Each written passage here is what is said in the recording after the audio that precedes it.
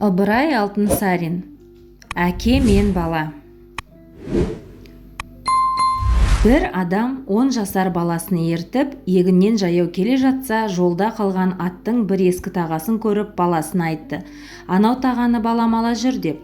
Бала әкесіне, сынып қалған ескі тағаны не қылайын деді. Әкесі үндемеді. Тағаны өзі иіліп алды да жүре берді. Қаланың шетінде темірші ұсталар бар екен. Соған жеткен соң әкесі қайырылып манағы тағаны соларға 3 тиынға сатты. Одан біраз жер өткен соң шие сатып отырғандардан ол 3 тиынға бірталай шие сатып алды. Сонымен шиені орамалына түйіп, шетінен өзі бірем-бірем алып жеп, баласына қарамай аяңдап жүре берді. Біраз жер өткен соң әкесінің қолынан бір шие жерге түседі. Артында келе жатқан баласы да тымақ қызығып келеді екен. Жерге түскен шиені жалма-жан жерден алып аузына салды.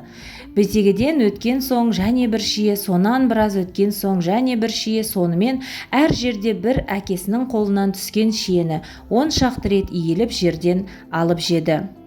Ең соңында әкесі тоқтап тұрып баласына шиені орамалымен беріп тұрып айтты.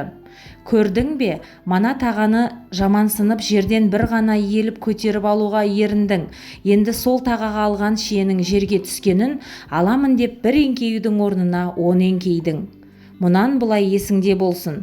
Аз жұмысты қиынсынсаң, көп жұмысқа тап боласың. Азға қанағат ете білмесең, көптен де құры боласың деді.